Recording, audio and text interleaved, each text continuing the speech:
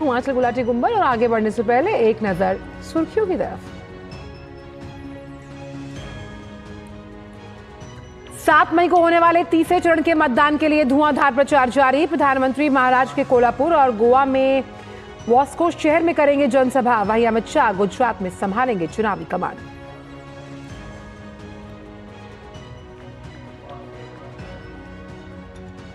चुनावी रण में विपक्ष ने भी झोंकी ताकत। कांग्रेस अध्यक्ष मल्लिकार्जुन खड़गे गुवाहाटी और बारपेटा में, प्रियंका गांधी वाड्रा गुजरात और महाराष्ट्र में करेगी जनसभा। पार्टी की सीईसी बैठक में अमेठी और रायबरेली सहित कई सीटों पर होगा मंथन। वहीं कन्नौज में जनसंपर्क करेंगे अखिलेश यादव।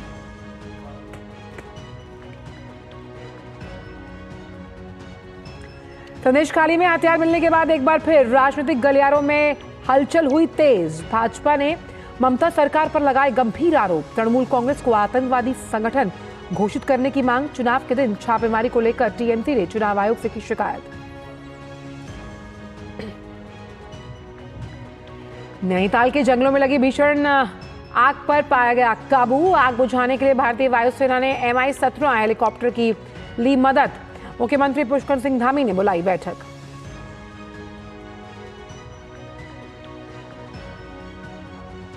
और आईपीएल लीग के पहले मैच में दिल्ली कैपिटल्स की मुंबई इंडियंस से होगी भिड़ंत। वहीं दूसरे मैच में लखनऊ सुपर जायंट्स का राजस्थान रॉयल्स के साथ होना है सामना।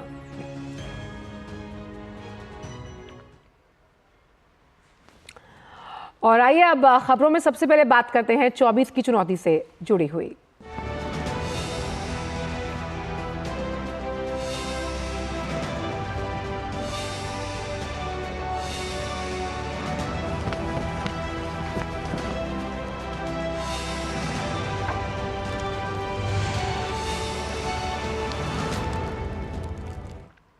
तो लोकसभा चुनाव में 2 चरण के शांतिपूर्वक मतदान के बाद 190 सीटों पर उम्मीदवारों का भाग्य ईवीएम में कैद हो गया।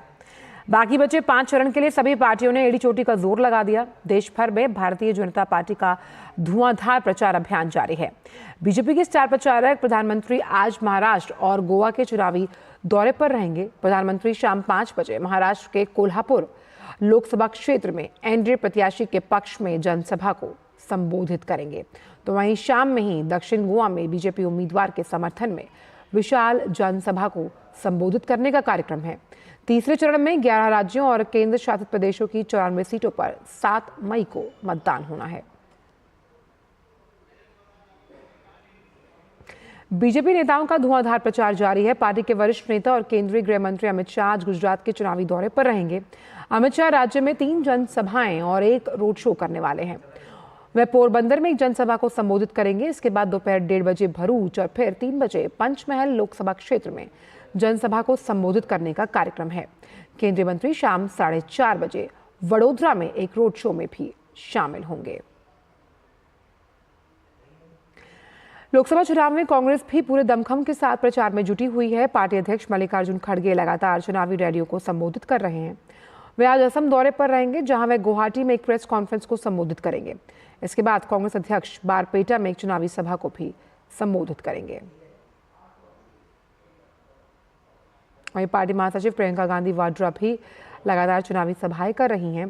कांग्रेस नेता प्रियंका गांधी वाड्रा आज वलसाड़ जिले के धर्मपुर में चुनावी रैली को संबोधित करेंगी। इसके बाद वे महाराष्ट्र के लातूर में दोपहर 3 बजे एक जनसभा को संबोधित करेंगी। कांग्रेस की केंद्रीय चुनाव समिति की आज बैठक होने वाली है, जिसमें अमेठी और रायबरेली सहित कई सीटों पर मंथन होगा। बैठक आज देर रात करीब 8 बजे होनी है और इस बैठक के बाद कांग्रेस अमेठी और रायबरेली के अपने प्रत्याशियों के नाम का ऐलान कर सकती है। लोकसभा चुनाव के 2 चरणों का मतदान संपन्न हो चुका है और कांग्रेस ने अब तक अपनी 2 सीटों से उम्मीदवारों के नाम का ऐलान नहीं किया। अमेठी से भाजपा की स्मृति ईरानी चुनावी मैदान में ताल ठोक रही हैं और हो सकता है कि कांग्रेस राहुल गांधी को स्मृति ईरानी के खिलाफ चुनावी रण में उतार दे।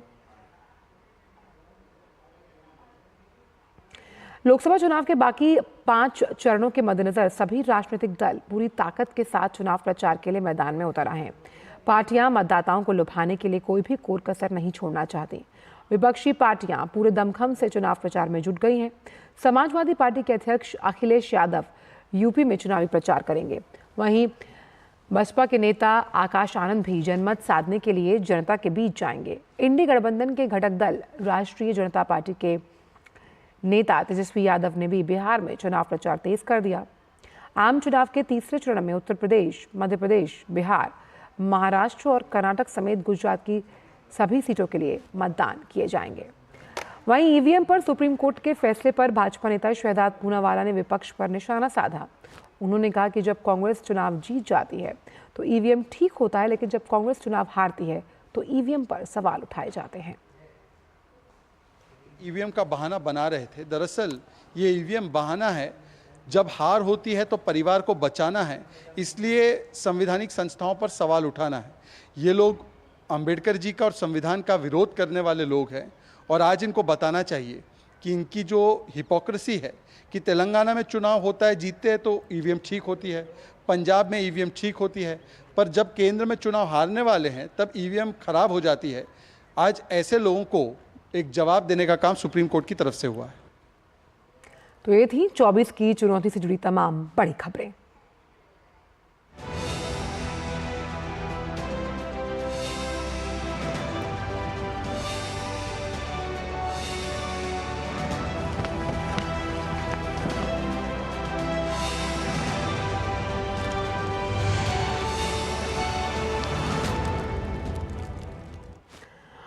पर बात पश्चिम बंगाल की। संदेशखाली में हथियार मिलने के बाद एक बार फिर राजनीतिक गलियारों में हड़कंप मच गया। इस मामले में भाजपा ने राज्य सरकार के विरुद्ध आक्रामक रवैया अपनाया।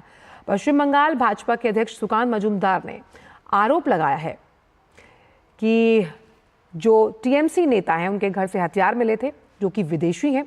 सुकांत मजूमदार ने राज्य सरकार पर भी आरोपियों को बचाने का आरोप लगाया। आइए आपको सुनवाते हैं।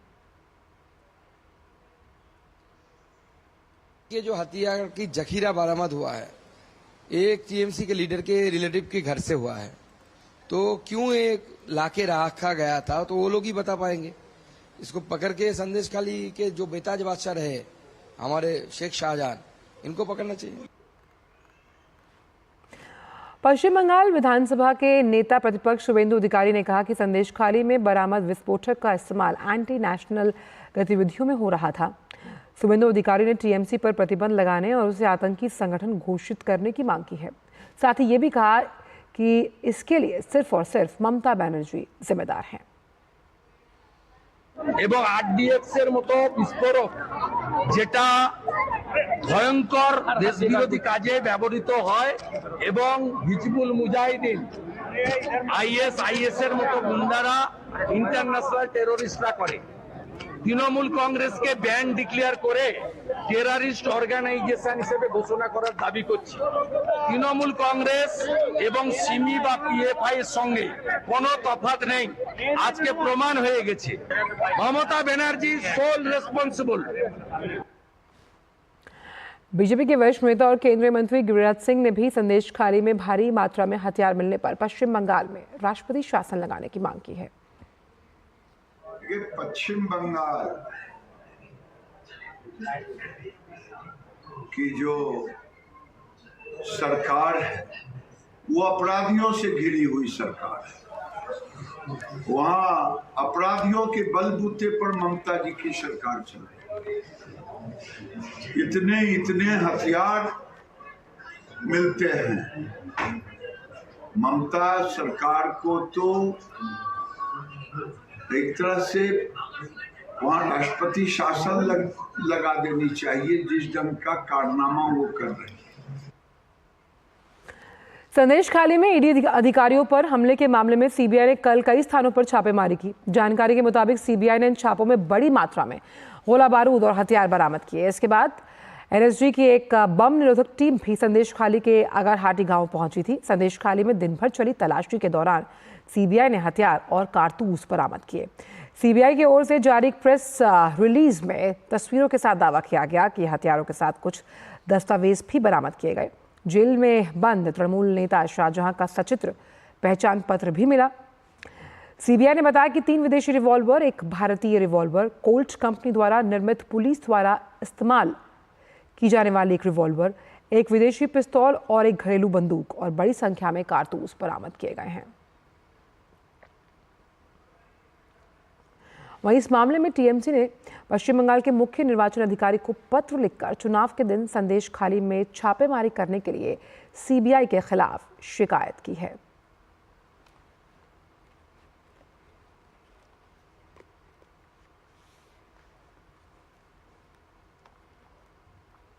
और इसी बड़ी खबर पर ऋषि कुमार हमारे संवाददाता हमारे साथ जुड़ गए हैं।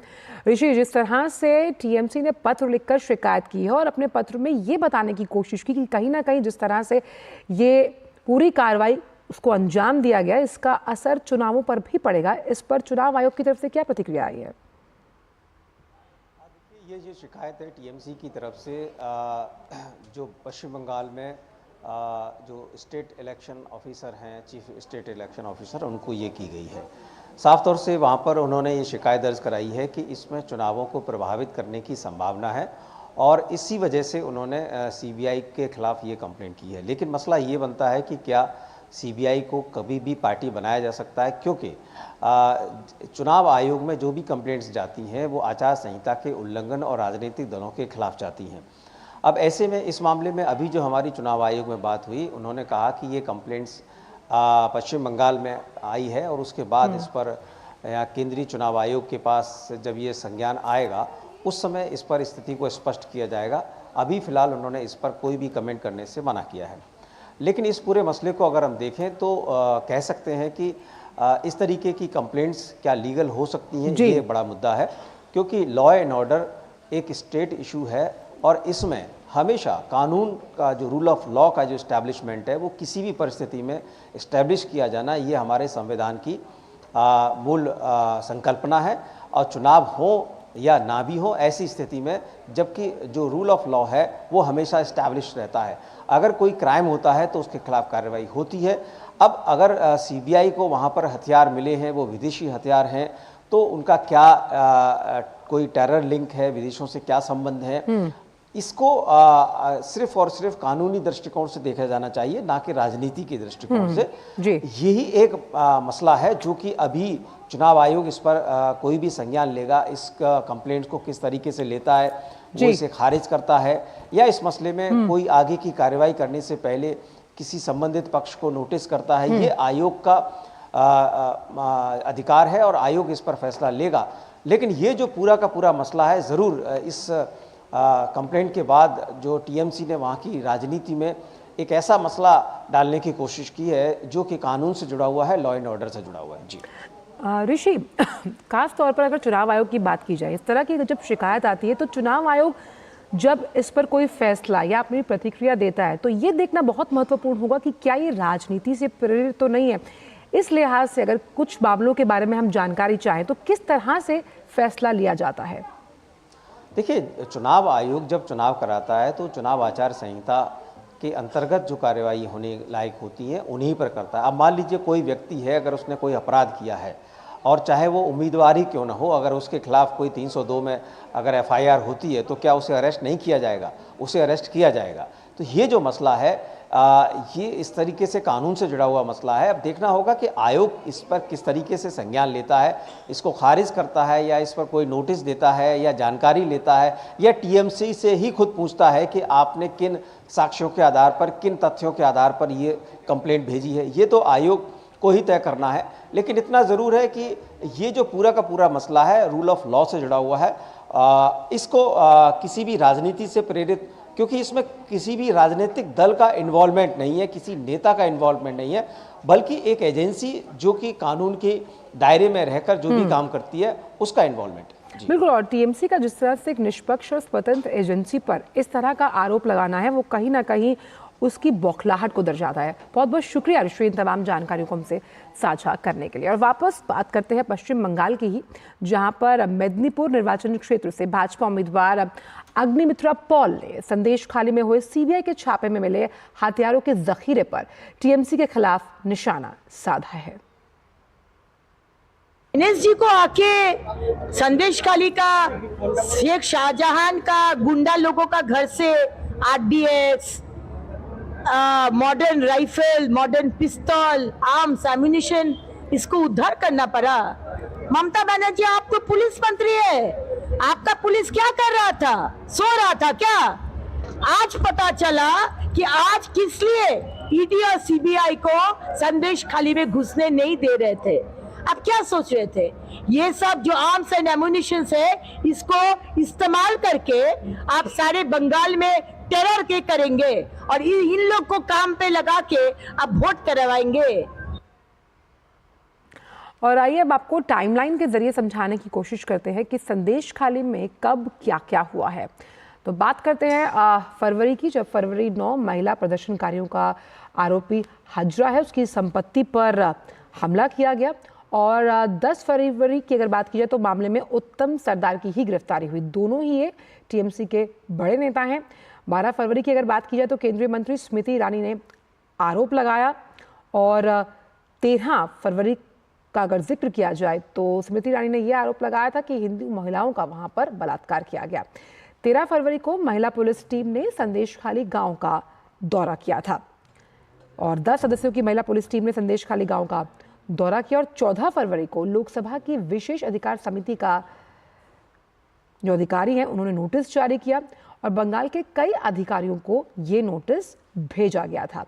सुकांता मजुमदार की अगर बात की जाए तो संदेशखाली गांव में घुसने के दौरान वो चोटिल हो गए थे, पुलिस ने उन्हें चोटिल किया था। और फरवरी 17 की अगर बात की जाए तो पुलिस ने गैंगरेप और जान से मारने का मामला दर्ज किया था। आरोपी थे हजरा और सरदार।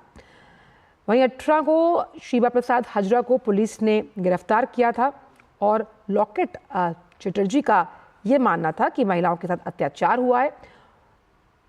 साथ ही कलकत्ता हाईकोर्ट ने पश्चिम बंगाल सरकार को 20 फरवरी को घेरते हुए टिप्पणी दी थी और टीएमसी नेता शेख शाहजहां को सरेंडर करने के लिए कहा था।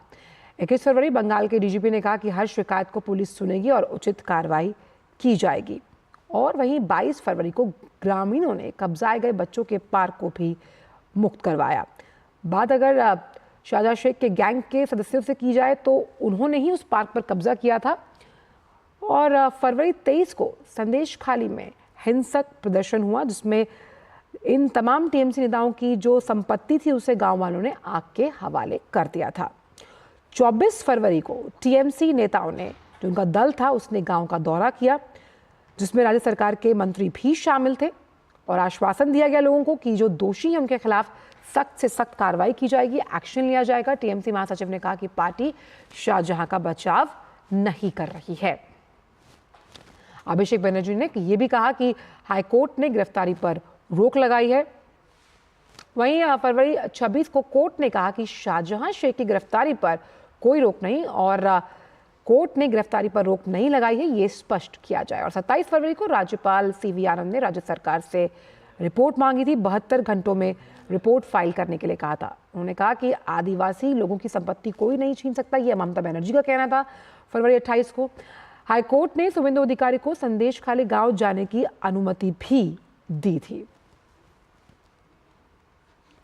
और अब बात करते हैं नैनीताल की, जहां के जंगल में लगी आग पर काबू पा लिया गया। वायुसेना के हेलीकॉप्टर MI-17 की मदद से आग पर पानी की बौछार की गई। वहां के म्युनिसिपल अधिकारी ने आग पर नियंत्रण पाने की पुष्टि भी की है। ये जो हेलीकॉप्टर अभी आई है, इनका सबसे प्रमुख उद्देश्य जो था वो यही था कि जो एयरफोर्स का स्टेशन है उसको सुरक्षित रखा जाए, उनके चारों तरफ जो आग पहुंच रही थी उन स्टेशन तक उसको बुझाया जाए। स्थिति अब नियंत्रण में है, वो अभी भी लगातार प्रयास जारी है। और वक्त एक छोटे से ब्रेक का है। मेरे एक वोट से मोदी जी ने ढेर सारे एम्स खोले, सस्ती दवा, मुफ्त इलाज दिलाया। अब मेरे वोट से हम 70 साल के ऊपर के सीनियर सिटीजन को मुफ्त इलाज मिलेगा। ये है मोदी की गारंटी और मेरी गारंटी। कमल का बटन दबाएं, भाजपा को जिताएं। तेरी होने वाली मदर इन लॉ कुछ ज्यादा ही ट्रेडिशनल है। ट्रेडिशनल लोग ज्यादा इमोशनल होते हैं। तो भाई साहब, अब कोई किसी की लाइफ में आग नहीं लगा पाएगा। समर कूल, जो हर दिल करे कबूल। ब्रेक के बाद सभी का स्वागत। रुक करते हैं कुछ अन्य खबरों का। पशु क्रूरता अधिनियम के बारे में आपने सुना होगा। यह अधिनियम कहता है कि एक पशु के लिए इतनी जगह होनी चाहिए, लेकिन अयोध्या में चाइल्ड वेलफेयर ऑर्गेनाइजेशन ने अयोध्या में जिस बस को पकड़ा उसकी स्थिति इससे भी बदतर रही। इस बस में बिहार के अररिया से लाए जा रहे अल्पसंख्यक समुदाय के 93 बच्चे ही नहीं सवार थे, बल्कि 2 दर्जन से अधिक पैसेंजर भी थे। इनमें से बिहार से लाए जा रहे कुछ ऐसे बच्चे भी शामिल थे जिनको को अपने माता पिता के बारे में ये पता ही नहीं कि वो दुनिया में है, बिहार या यूपी से हैं। और देवबंद के जिन मदरसों से ये लाए जा रहे हैं उनमें से एक का भी रजिस्ट्रेशन नहीं है। बात यहीं तक होती तो कुछ गनीमत थी, लेकिन चाइल्ड वेलफेयर कमेटी की माने तो इस पूरे प्रकरण में बड़ा स्कैम और जालसाजी नजर आ रही है। देखिए खास रिपोर्ट। बिहार के अररिया से सहारनपुर ले जाए जा रहे 93 ऐसे बच्चों को चाइल्ड वेलफेयर कमेटी ने अयोध्या में पकड़ा है, जिनकी उम्र 5 साल से लेकर 9 साल के बीच है। इन बच्चों को अयोध्या ले जाया जा रहा था और अयोध्या के देवकली चौराहे के पास पहले से तैयार चाइल्ड वेलफेयर कमेटी के लोगों ने पकड़ा। बस में बच्चों को जानवरों की तरह भरा गया था। यह सारे बच्चे बेहद गरीब परिवार के हैं। इनमें कुछ ऐसे बच्चे भी हैं जिनके माता पिता भी दुनिया में नहीं हैं। चाइल्ड वेलफेयर कमेटी के सदस्यों की माने तो इन बच्चों में से कई के आधार कार्ड फर्जी हो सकते हैं और ये एक बड़ी साजिश का हिस्सा भी हो सकता है। चाइल्ड वेलफेयर कमेटी के अध्यक्ष की माने तो उन्हें सूचना मिली थी कि अवैध रूप से बच्चों को बिहार के अररिया से सहारनपुर लाया जा रहा है, जिस पर तत्काल कार्रवाई करते हुए हम लोगों ने बच्चों को हिरासत में ले लिया है। कानूनी कार्रवाई की जा रही है। जिन लोगों को पकड़ा गया है उनके पास इन बच्चों के अभिभावकों द्वारा किसी तरह की सुपुर्दगी पत्र नहीं मिला है। इसमें बहुत सारे ऐसे भी बच्चे शामिल हैं जिनके माँ बाप नहीं है। बच्चों को फिलहाल शेल्टर होम में रखा जाएगा। उनके परिवार के लोगों से संपर्क किया जा रहा है। बाकी कार्रवाई की जा रही है। जो है राज्य बाल आयोग की सदस्य माननीय सदस्य सुचिता चतुर्वेदी द्वारा सूचना दी गई। इन बच्चों को जो है एएसटी और डीपीओ साहब हम लोगों ने मिलकर जो है रेस्क्यू कराया गया। बच्चों से काउंसलिंग जारी है, बच्चों का खाना पीना जारी है, बच्चों का मेडिकल हो रहा है। मेडिकल के उपरांत जो है बच्चों को जो है शेल्टर होम भेजा जाएगा। इस मामले में बातचीत के बाद ये बात सामने आई है कि इन बच्चों को बिहार से उत्तर प्रदेश के देवबंद के 2 अलग-अलग मदरसों में ले जाया जा रहा था। इसकी जानकारी राज्य बाल आयोग को लग गई और उसके बाद अयोध्या के चाइल्ड वेलफेयर कमेटी ने राज्यपाल आयोग की सूचना के आधार पर इन बच्चों को रेस्क्यू कर लिया। अचरज की बात यह है कि एक बस में इन 93 बच्चों को बैठाया गया था और साथ ही साथ 2 दर्जन से अधिक पैसेंजर भी बैठ गए थे। ऐसे में आप समझ सकते हैं कि जानवरों से बदतर स्थिति में इन बच्चों को बिहार से यूपी के देवबंद स्थित मदरसे तक ले जाया जा रहा था। बिहार से यूपी के देवबंद के जिन 2 मदरसों में इन बच्चों को ले जाया जा रहा था, उसमें से एक के प्रबंधक से हमने बात की तो उसके अनुसार लोगों के चंदा से यह मदरसा चल रहा है और कक्षा 5 तक इसमें हिंदी, इंग्लिश, उर्दू और दीन की तालीम दी जाती है। उनके अनुसार ये बच्चे पहले भी पढ़ते थे और अभी भी पढ़ने के लिए जा रहे हैं। ये बच्चे हमारे यहाँ पढ़ते हैं, पहले भी पढ़ते थे और इस बार भी पढ़ रहे हैं। उनके घर वालों ने बुलाया कि देखो आप आ जाओ, मैं एक आध आदमी यहाँ से चले जाएगा, जैसे ये साथी जा रहे छोड़ने के लिए, और हमारे बच्चे जैसे पहले पढ़ रहे थे वैसे ही आगे भी पढ़ रहे। हमारे यहाँ नर्सरी क्लास से 5वीं क्लास तक हिंदी, इंग्लिश पढ़ाया जाता है और उर्दू पढ़ाया जाता है। सबसे बड़ा सवाल यह है कि एक बच्चा दूसरे बच्चे को पहचान क्यों नहीं रहा है और दूसरा सवाल ये कि ये बच्चे अपने ही स्कूल के मदरसा संचालक को कैसे नहीं पहचान रहे हैं। इससे भी बड़ा सवाल यह है कि जिन बच्चों को आपस में भाई बताया जा रहा है वो एक दूसरे को पहचानने तक से इनकार कर रहे हैं। Bureau report, DD news. और अब बात मौसम की। गर्मी के मौसम ने तल्ख तेवर दिखाने शुरू कर दिए। पर्वतीय इलाकों को छोड़ दिया जाए तो देश का अधिकांश हिस्सा इन दिनों भीषण गर्मी की चपेट में है। बंगाल से लेकर उड़ीसा, बिहार, उत्तर प्रदेश, तेलंगाना, आंध्र प्रदेश, कर्नाटक जैसे राज्यों में लगातार बढ़ते तापमान ने जीना मुहाल कर दिया। मौसम विभाग ने पश्चिम बंगाल और उड़ीसा में भीषण गर्मी की वजह से रेड अलर्ट जारी किया। मौसम विभाग ने अगले 5 दिन के लिए तटीय उड़ीसा, पश्चिम बंगाल में गंगा के तटीय इलाकों, उप हिमालय पश्चिम बंगाल और सिक्किम, आंतरिक कर्नाटक के अलग अलग हिस्सों में भीषण लू चलने की आशंका जताई है। खबर हिमाचल प्रदेश से, जहां ताज़ा बर्फबारी हुई। यहां लाहौल और स्पीति बर्फ की चादर से ढक गया। मौसम विज्ञान केंद्र शिमला ने बर्फबारी के साथ बारिश की भी चेतावनी दे डाली। मौसम विभाग ने हिमाचल प्रदेश में 26 अप्रैल की शाम से 30 अप्रैल तक मौसम खराब रहने का अनुमान जताया। आज और 29 अप्रैल के दौरान पश्चिमी विक्षोभ का ज्यादा असर रहेगा। मैदानी और ऊंचाई वाले इलाकों में बर्फबारी के साथ बारिश की संभावना है। रुक अंतर्राष्ट्रीय खबरों की तरफ। अमेरिका के विदेश मंत्री एंटनी ब्लिंकन का 3 दिवसीय चीन दौरा संपन्न हो चुका। ब्लिंकन ने कहा कि उनके देश ने आगामी अमेरिकी चुनावों को प्रभावित करने और हस्तक्षेप करने के चीनी प्रयासों के सबूत देखे, जबकि चीनी राष्ट्रपति ने पहले ऐसा न करने की प्रतिबद्धता जताई थी। साथ ही उन्होंने कहा कि चीन को उन्नत कंप्यूटिंग चिप्स भेजने पर रोक लगाने का मकसद चीन की अर्थव्यवस्था या तकनीकी विकास को रोकना नहीं है। अमेरिकी सरकार ने 2022 से चीन को कुछ कंप्यूटिंग चिप्स के निर्यात पर रोक लगाई, जिससे एनवीडिया, एडवांस्ड माइक्रो डिवाइसेस और इंटेल जैसी कंपनियों की बिक्री प्रभावित हुई। इस कदम से हुवाई टेक्नोलॉजीज को चिप शिपमेंट पर प्रतिबंध लगा दिया गया और इन प्रतिबंधों के बावजूद अमेरिका ने इंटेल और क्वालकॉम को हुवाई को चिप्स बेचने की अनुमति दी है। अमेरिका ने यूक्रेन को हथियार खरीदने के लिए $6 अरब का बड़ा पैकेज जो है उसको लेकर स्वीकृति दी। इसकी जानकारी देते हुए अमेरिका के रक्षा सचिव लॉयड ऑस्टिन ने कहा कि अमेरिका द्वारा यूक्रेन को दिया गया ये अब तक का सबसे बड़ा राहत पैकेज है। इस रक्षा पैकेज में यूक्रेन के पैट्रियट और नेसैम्स वायु रक्षा प्रणालियों के लिए महत्वपूर्ण इंटरसेप्टर काउंटर ड्रोन सिस्टम समेत जरूरी मात्रा में गोला बारूद शामिल होंगे। बात आईपीएल की, जहां आज होने वाले मैच में दिल्ली कैपिटल्स का सामना मुंबई इंडियंस के साथ। दिल्ली ने अपने पिछले मैच में गुजरात को हराया था, वहीं मुंबई को राजस्थान के खिलाफ हार का सामना करना पड़ा। और वहीं आईपीएल में आज होने वाले दूसरे मैच में लखनऊ सुपर जायंट्स का सामना राजस्थान रॉयल्स के साथ है। राजस्थान की टीम ने अपने पिछले मैच में मुंबई इंडियंस को मात दी थी, वहीं लखनऊ सुपर जायंट्स ने अपने पिछले मैच में चेन्नई को हराया था।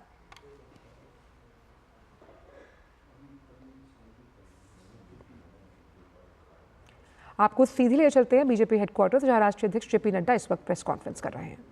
मुख्य धारा में लाने की दृष्टि से पार्टी पूरी ताकत से आप सब लोग को अपने साथ जोड़कर उस राष्ट्रीय एकता अखंडता के लिए आपके समर्पण को ध्यान में भी रखती है और उस समर्पण के प्रति अपना आभार भी व्यक्त करती है कि आप सब लोग आपके एकता पार्टी में।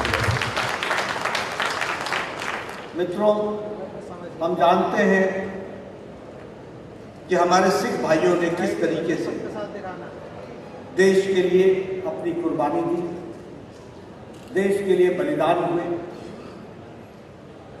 कौम की खातिर सबको आगे बढ़ाने की दृष्टि से देश को जितने भी आक्रमण हुए उस सारे आक्रमणों पर उनको मुंह तोड़ जवाब देना और विजय हासिल करने में सिख भाइयों का बहुत बड़ा योगदान है और बहुत बड़े तरीके से उन्होंने इस काम को आगे किया है। ऐसे सिख कौम के हमारे लोग भारतीय जनता पार्टी में शामिल हों, यह हमारे लिए गौरव की बात भी है, खुशी की बात भी है। और मैं ये मानता हूं कि अकेली भारतीय जनता पार्टी है जिसके माध्यम से हम देश की एकता, अखंडता, सुरक्षा को हम आगे बढ़ा सकते हैं और उसमें बहुत बड़ा योगदान आपका है। आपके शामिल होने से हम इस काम को और तेजी से